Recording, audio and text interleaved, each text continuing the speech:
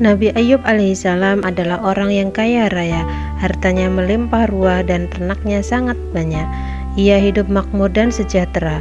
Hidup Nabi Ayub dipenuhi kesenangan, namun beliau tetap tekun untuk beribadah. Beliau juga gemar berbuat kebaikan dan suka berbagi kepada siapapun. Semua orang memuji kebaikan, ketulusan, dan keikhlasan Nabi Ayub dalam berbuat kebaikan. Bahkan para malaikat pun juga memuji beliau. Hal ini membuat iblis merasa iri dan dengki. Ia tidak suka ada manusia yang begitu solehnya. Iblis pun berniat membuat Nabi Ayub menjadi sesat. Iblis terus mencoba menggoda keimanan Nabi Ayub agar tersesat dan ingkar, juga tidak bersyukur kepada Allah.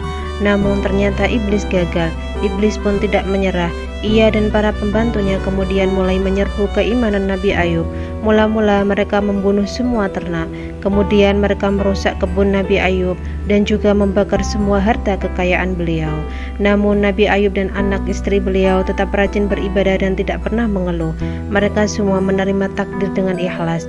Iblis dan para pembantunya kemudian mendatangi putra dan putri Nabi Ayub di rumah. Mereka menggoyang-goyang tiang rumah sehingga roboh dan semua anak Nabi Ayub meninggal dunia.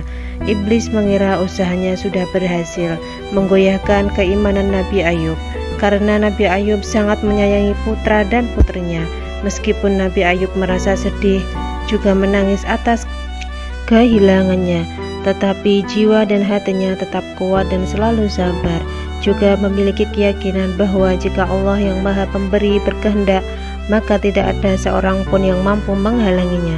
Iblis pun tidak patah semangat. Iblis kemudian menaburkan penyakit pada sekujur tubuh Nabi Ayub sehingga Nabi Ayub menderita penyakit kulit yang amat menjijikkan. Semua tetangga dan orang sekitar menjauhinya karena takut tertular. Mereka menginginkan Nabi Ayub segera pergi meninggalkan lingkungan mereka. Maka pergilah Nabi Ayub dan Rahmah istrinya ke sebuah tempat yang jauh dari pemukiman manusia. Penyakit Nabi Ayub sudah bertahun-tahun tak kunjung sembuh, namun Nabi Ayub tetap bersabar. Suatu hari Rahmah hendak membeli bahan makanan dan ia pun pergi keluar. Ternyata saat itu Nabi Ayub sedang membutuhkannya. Berkali-kali Nabi Ayub memanggil istrinya, tapi tak ada sahutan dari istrinya itu. Nabi Ayub merasa kesal. Terbesit dalam benak beliau bahwa Rahmah sengaja pergi meninggalkan beliau. Nabi Ayub lantas bersumpah akan memukul Rahmah 100 kali jika ia kembali nanti. Nabi Ayub alaihissalam kemudian berdoa memohon kesembuhan kepada Allah. Doa Nabi Ayub dijabah Allah. Kemudian memerintahkan Nabi Ayub agar menghentakkan kakinya ke tanah. Lalu dari tanah itu keluar air yang sejuk dan segar. Nabi Ayub kemudian segera membersihkan sekujur tubuhnya dengan air segar itu. Maka seketika pula penyakit Nabi Ayub sembuh dan kulit tubuhnya kini kembali seperti sedia kala. Wajahnya pun kembali bersinar dan memancarkan wibawa yang luar biasa. Rahmah akhirnya pulang dan betapa terkejutnya ia ketika melihat suaminya sudah sembuh, dan ia juga meminta maaf karena telah hampir kehilangan kesabaran dalam merawat Nabi Ayub yang sakit.